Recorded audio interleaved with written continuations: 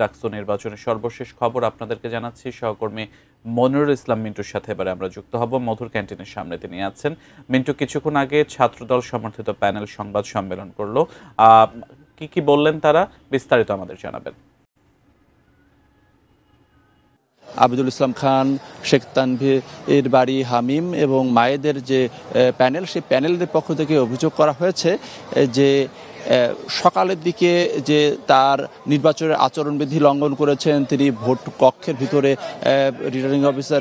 Presiding অফিসারের অনুমতি না নিয়ে ঢুকেছেন, এইরকম একটা অভিযোগ সেটি ছড়ানো হচ্ছিল এবং সেটি পরবর্তীতে মিথ্যা প্রমাণিত হয়েছে বলে তিনি দাবি করেছেন। এর পাশাপাশি তিনি বলেছেন যে অন্তত দুটি কেন্দ্রে তাদের কাছে প্রমাণ রয়েছে, দুটি কেন্দ্রে শিবির সমর্থিত ভিপি এবং জিএস যে প্রার্থী তাদের পক্ষে ব্যালটে আগে থেকেই সিল মারা হয়েছে এমন অভিযোগ করেছেন। এবং এর পাশাপাশি তারা অভিযোগ করেছেন যে এই নির্বাচনকে ম্যানিপুলেট করার জন্য নানা ধরনের অপকৌশল সেটি চলছে। এর অংশ হিসেবে ঢাকা বিশ্ববিদ্যালয়ে জামাত শিবিরের লোকজনকে নিরাপত্তার পরিচয়ে, নিরাপত্তা রক্ষীর পরিচয়ে, এমন পরিচয়ে তাদেরকে পাশ দেওয়া হয়েছে এমন অভিযোগ করেছেন। এর পাশাপাশি বিশ্ববিদ্যালয় ক্যাম্পাসের আশেপাশে এলাকায় বহিরাগত এবং জামাত শিবিরের লোকজন তারা অবস্থান নিয়েছে এমন একটি অভিযোগ তারা করেছেন। এর পাশাপাশি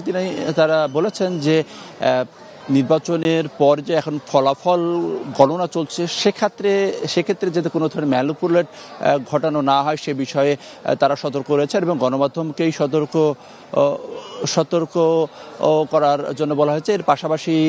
এর পাশাপাশি তারা বলেছেন যে এই ধরনের কোনো ঘটনা ঘটলে বিশ্ববিদ্যালয়ের শিক্ষার্থীরা তা প্রতিহত করবে। এই ছিল মূলত আসলে তাদের যে সংবাদ সম্মেলনের যে মূল বিষয়বস্তু।